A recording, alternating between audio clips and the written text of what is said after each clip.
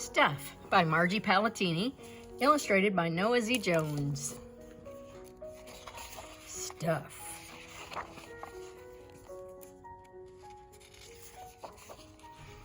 Edward had a lot of stuff.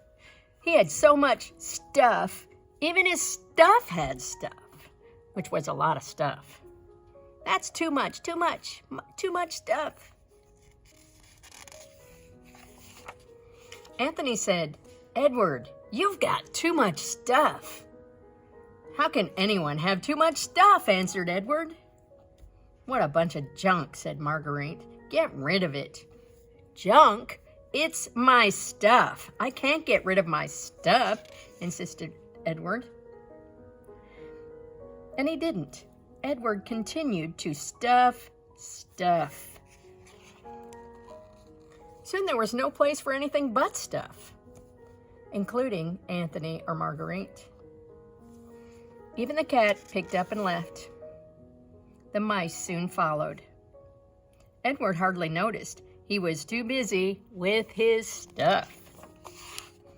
Anthony phoned Edward. "Want to do something today?" "Can't," answered Edward. "Doing stuff with my stuff." Marguerite stood by Edward's front door and shouted, "Come out of that stuffy house." He didn't. Edward stayed stuffed with his stuff.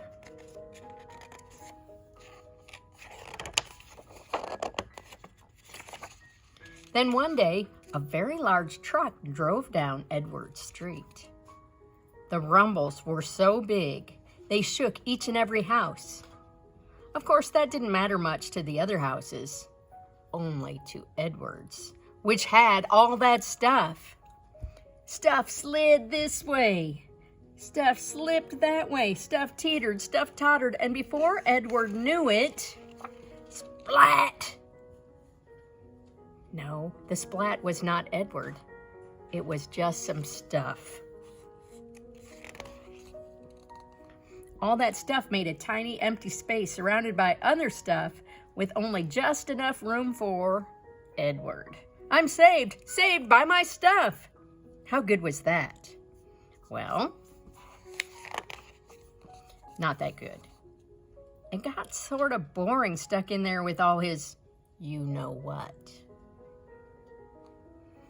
Plenty boring.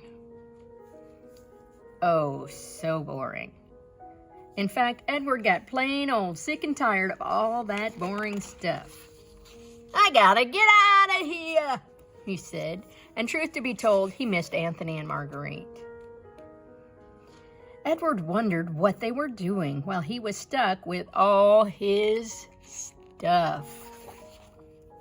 He shouted, he yelled, he whimpered, he whined. No one heard him. There was too much stuff. Poor Edward. I have a feeling he'll be okay.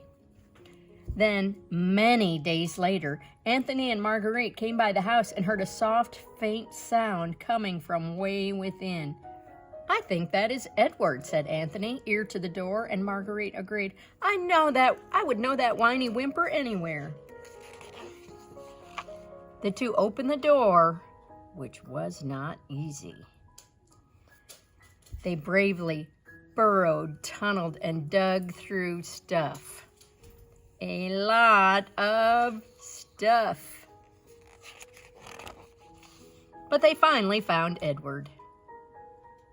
He was dazed, dizzy, plenty pale, and bored stiff from stuff, but he was able to look at his friends and say, "Help me get rid of this stuff." Anthony and Marguerite were glad to do so.